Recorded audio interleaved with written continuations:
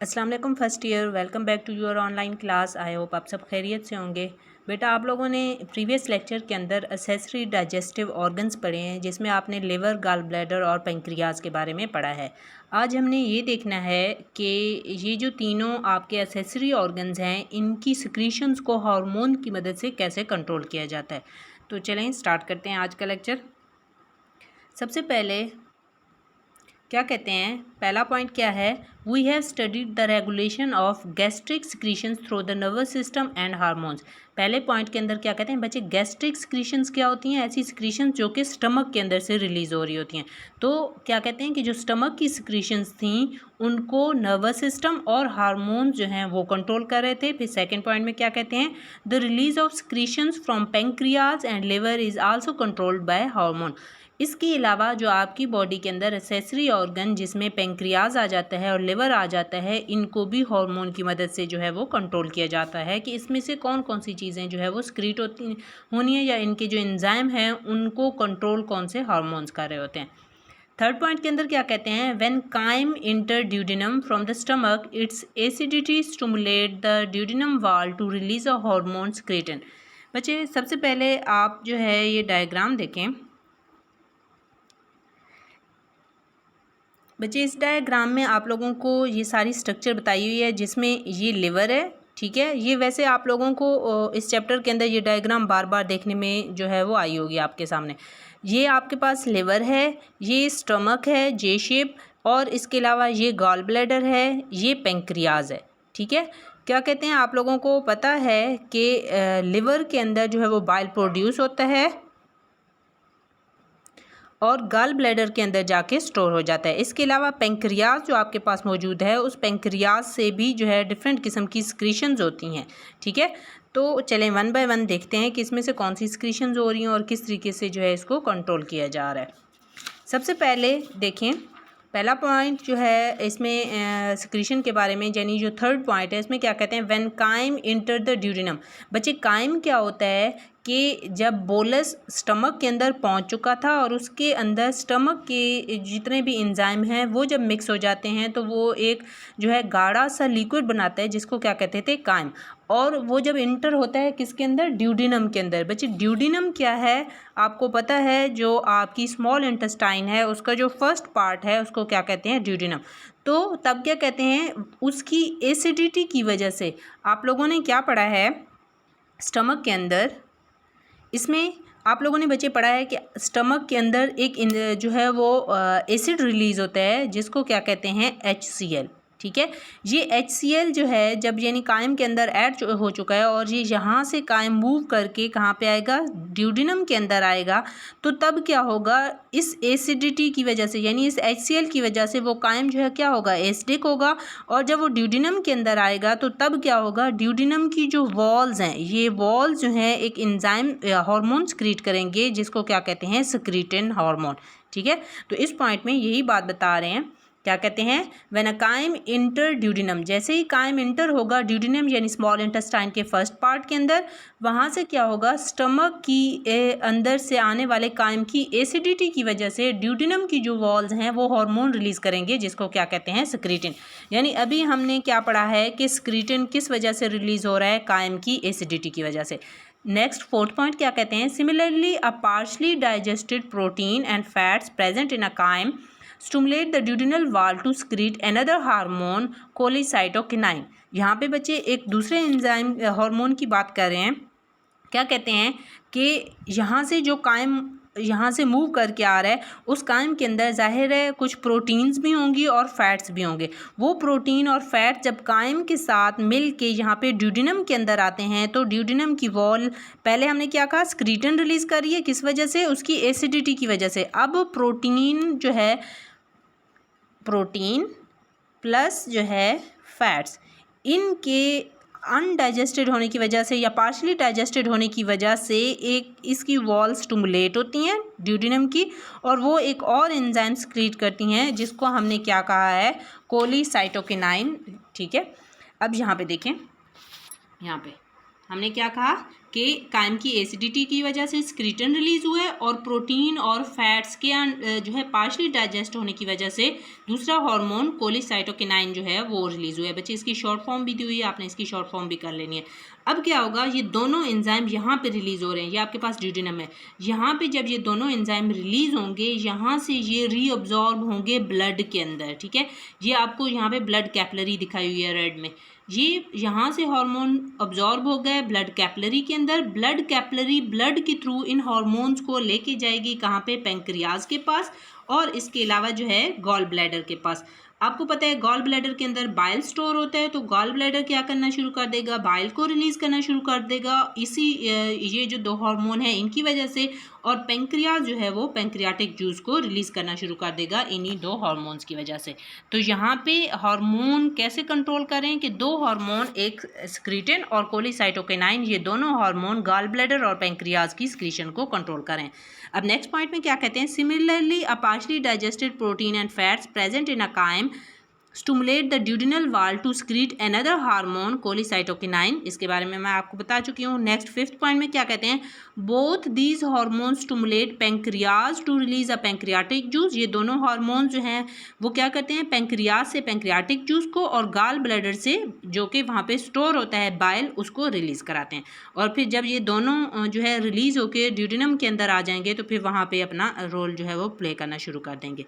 Next क्या कहते हैं, जो सेकंड टॉपिक है आपका, इसमें क्या कहते हैं कि जो आपके पास लिवर मौजूद है उस लिवर के फंक्शन क्या हैं, डाइजेशन वगैरह में, मेटाबॉलिज्म वगैरह में, या जो डिफरेंट प्रोटीन्स वगैरह हैं उनकी स्टोरेज में लिवर का क्या काम है। तो सबसे पहला पॉइंट क्या कहते हैं, द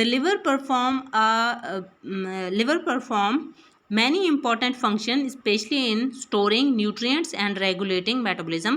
क्या कहते हैं कि लिवर जो है वो बहुत ज़्यादा इंपॉर्टेंट रोल प्ले करता है डिफरेंट न्यूट्रिएंट्स को स्टोर करने में, प्लस जो डिफरेंट किस्म के आपकी बॉडी के अंदर रिएक्शन हो रहे हैं। बच्चे मेटाबॉलिज्म क्या है, आप बॉडी के अंदर जितने भी होने वाले रिएक्शंस हैं उसको क्या कहते हैं, मेटाबॉलिज्म कहते हैं। तो उनकी रेगुलेशन में जो है वो लिवर रोल प्ले कर रहा होता है। सेकेंड पॉइंट क्या कहते हैं, it store excess nutrients from the food and release them when the body need energy and building material। क्या कहते हैं कि ये जो आपके पास लिवर मौजूद है, ये लिवर क्या करेगा कि जितनी भी आपके पास एनर्जी बन रही है, प्रोटीन्स वगैरह, न्यूट्रिएंट्स वगैरह बन रहे हैं, ये ब्लड के ज़रिए से कहाँ पे जाएंगे, लिवर के पास जाएंगे। वहाँ पे लिवर क्या करेगा, इनको स्टोर कर लेगा। जब जब इन चीज़ों की ज़रूरत होगी लिवर इन चीज़ों को रिलीज़ करेगा। जब एनर्जी की ज़रूरत है यहाँ, या कहीं पे बॉडी की कोई पार्ट बनना है या सिंथेसिस वगैरह होनी है किसी भी चीज़ की, तो तब यहाँ से लिवर से ब्लड उसको लेके वहाँ पे जहाँ पे भी ज़रूरत होगी वहाँ पे ले जाएगा। अब यहाँ पे इन्होंने कुछ जो है वो चीज़ें बताई हुई हैं कि लिवर क्या क्या स्टोर करता है। एक तो ग्लूकोज को स्टोर करता है। बच्चे आप लोगों को पता है कि जितना भी एक्स्ट्रा ग्लूकोज होता है उसको इंसुलिन जो है एक हार्मोन वो स्टोर कर रहा होता है, किस फॉर्म में, ग्लाइकोजन की फॉर्म में। और ये सारा काम कहाँ पे हो रहा है, लिवर के अंदर हो रहा है। और जब आपको ग्लूकोज दोबारा से चाहिए होता है तो एक और हार्मोन आके उस स्टोर्ड फॉर्म में जो ग्लाइकोजन है उसको तोड़ के दोबारा से कन्वर्ट कर देता है किसमें, ग्लूकोज में, और फिर वो ग्लूकोज आपकी बॉडी यूज़ करती है। इसके अलावा विटामिन एंड डिफरेंट किस्म के जैसे कि विटामिन ए है, डी है, B12 है और के है। बच्चे आपकी बॉडी के अंदर जितने भी विटामिन हैं वो बनते नहीं हैं, हमेशा से आपको बाहर से चाहिए होते हैं। तो जब आपकी फूड के साथ वो विटामिन आएंगे, जो एक्स्ट्रा विटामिन होंगे उनको ये लिवर स्टोर कर लेगा। इसके अलावा आयरन हो गया, कॉपर हो गया, ये भी आपकी फूड के अंदर आएंगे और जो एक्स्ट्रा होंगे इनको लिवर स्टोर करता जाएगा। जब जब ज़रूरत पड़ेगी वहाँ से लिवर से लेके बॉडी के दूसरे ऑर्गन्स तक जो है वो पहुँचाया जाएगा। इसके अलावा नेक्स्ट क्या कहते हैं, फैट्स हो गए और फैट सॉल्युबल जो है सब्सटेंसेस जितने भी हैं वो सारे पहले स्टोर कहाँ पे होंगे, लिवर के अंदर, और जब जब उनकी ज़रूरत पड़ेगी वहाँ से लिवर से मूव करके उनको वहाँ तक जहाँ पे भी ज़रूरत है, बॉडी के जिस पार्ट में भी ज़रूरत है वहाँ तक पहुँचाया जाएगा।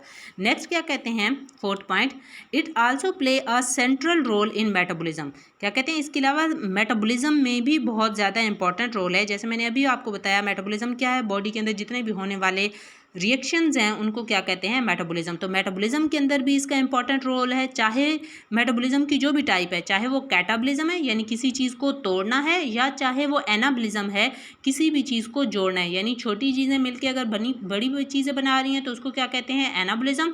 और अगर जो है बड़ी चीज़ कोई टूट के कोई छोटी चीज़ बना रही है तो उसको क्या कहते हैं, कैटाबॉलिज्म। वैसे ये चीज़ आप लोग जो है एंजाइम वाले चैप्टर में भी डिस्कस कर चुके हो। तो क्या कहते हैं, जितने भी किस्म के रिएक्शन है, चाहे वो एनाबोलिक हैं या कैटाबोलिक हैं, वो सारे यहाँ पे परफॉर्म हो रहे होते हैं। फिफ्थ पॉइंट में क्या कहते हैं, it help in breaking down, building up and converting substance in a body. यही चीज़ यानी ये मेटाबॉलिज्म के बारे में ही बता रहे हैं कि जितनी भी चीज़ों ने टूटना है या जितनी भी चीज़ों ने बिल्डिंग अप यानी बनना है या कन्वर्ट होना है एक चीज़ से, जैसे ग्लूकोज ने ग्लाइकोजन में या ग्लाइकोजन ने ग्लूकोज में कन्वर्ट होना है, तो ये सारी कन्वर्जन वगैरह कहाँ पे हो रही होती है, लिवर के अंदर हो रही होती है। सिक्स पॉइंट में क्या कहते हैं, for example it convert access glucose into a glycogen. For example glucose को कन्वर्ट किया जाता है ग्लाइकोजन की फॉर्म में, तो यानी ग्लूकोज छोटा है, ग्लाइकोजन एक बड़ी फॉर्म है, इसकी कम्प्लेक्स फॉर्म है, तो यहाँ से ये रिएक्शन क्या कहलाएगा कि छोटी चीज़ से बड़ी चीज़ बन रही है, यानी एनाबोलिक रिएक्शन हो रहा है। और इसके अलावा या फिर जो है एंड ब्रेक व्हेन नीड, जब उसको तोड़ा जाएगा यानी ग्लाइकोजन को तोड़ के दोबारा से ग्लूकोज बनाया जाएगा, ये सारा रिएक्शन कहाँ पे हो रहा है, लिवर के अंदर। ठीक है। It also break down fats and produce energy and form of cholesterol and lipoproteins. ठीक है। क्या कहते हैं कि इसके अलावा जब जब फैट्स के तोड़ने की ज़रूरत होगी, हमें एनर्जी चाहिए होगी, फैट को तोड़ा जाएगा, उससे एनर्जी रिलीज़ होगी, उससे कोलेस्ट्रॉल रिलीज़ होगा, उससे लिपोप्रोटीन्स रिलीज़ होंगी, जहाँ भी इनकी ज़रूरत होगी वहाँ तक बॉडी इसको ब्लड के ज़रिए से पहुँचा देगी। नेक्स्ट पॉइंट क्या कहते हैं, seventh point, it convert amino acid and convert harmful ammonia bye turning it into a urea. बच्चे आप लोगों की बॉडी के अंदर डिफरेंट किस्म के रिएक्शंस हो रहे होते हैं, उन रिएक्शंस में नाइट्रोजनस कंपाउंड बन रहे होते हैं, यानी ऐसे कंपाउंड जिनके अंदर नाइट्रोजन होती है, जैसे फॉर एग्जांपल अमोनिया। और ये जो चीज़ें हैं ये जहरीली होती हैं, बॉडी इसको अपने अंदर नहीं रखती, बॉडी इसको रिलीज़ कर देती है। ठीक है। लेकिन अमोनिया ज़्यादा जहरीला है, इसको हमारी बॉडी पहले कन्वर्ट करती है किस में, यूरिया में। ठीक है। अमोनिया को कन्वर्ट किया जाता है यूरिया में, एक साइकिल होता है जिसको यूरिया साइकिल कहते हैं। प्रॉपर डिफरेंट किस्म के रिएक्शंस हो रहे होते हैं जिसके ज़रिए से अमोनिया को कन्वर्ट किया जाता है यूरिया के अंदर। और ये सारा रिएक्शन कहाँ पे हो रहा है, लिवर के अंदर हो रहा है। वहाँ पे उसको कन्वर्ट करने के बाद इस यूरिया को, जो कि अब लेस टॉक्सिक है, अभी भी ये टॉक्सिक है लेकिन लेस टॉक्सिक है, इसको यूरिन की मदद से बॉडी से रिलीज़ कर दिया जाएगा। तो यहाँ पे क्या कहते हैं कि जो डिफरेंट किस्म के अमाइनो एसिड हैं, आप लोगों ने बच्चे पता है अमाइनो एसिड के साथ अगर आप उसका फार्मूला देखें, एक मिनट में आपको अभी उसका फार्मूला दिखा देती हूँ। यहाँ पे हमारे पास ये अमाइनो एसिड है। ठीक है बच्चे, आपको पता है कि डिफरेंट किस्म के अमाइनो एसिड होते हैं। हर जो अमाइनो एसिड है इस आर की वजह से वेरी कर रहा होता है, बाकी सारी चीज़ें हर अमाइनो एसिड में सेम होती हैं, यानी कार्बन भी हर अमाइनो एसिड में होगा, हाइड्रोजन भी होगा, इसके अलावा जो है ये COOH भी होगा, और साथ में अमाइन ग्रुप, इसको कहते हैं अमाइन ग्रुप। ठीक है, ये भी होगा। जब भी अमाइनो एसिड को तोड़ा जाता है ये अमाइन ग्रुप यहाँ से अलहदा हो जाता है और ये कन्वर्ट हो जाता है किस में, अमोनिया में। तो यही चीज़ बता रहे हैं कि जब भी अमाइनो एसिड की ब्रेकडाउन होगी ये अमोनिया रिलीज़ होगा या अमाइन ग्रुप रिलीज़ होगा जो कि अमोनिया बनाएगा, तो उसको कन्वर्ट किया जाता है यूरिया के अंदर और फिर उसको यूरिया को यूरिन की फॉर्म में बॉडी से रिलीज़ कर दिया जाता है। नेक्स्ट पॉइंट क्या कहते हैं, it break down and remove toxins, drugs and alcohol from the body. इसके अलावा आपकी खुराक के अंदर कोई भी ड्रग है या आपकी डिफरेंट रिएक्शंस के रिज़ल्ट में कोई भी टॉक्सिन्स प्रोड्यूस हो रहा है या कोई भी बंदा अल्कोहल का इंटेक कर रहा है, अल्कोहल पी रहा है, तो इन सारी चीज़ों को बॉडी से रिमूव करना या इनको तोड़ना और इसके असर को ख़त्म करना का काम जो है वो कौन कर रहा होता है, लिवर कर रहा होता है।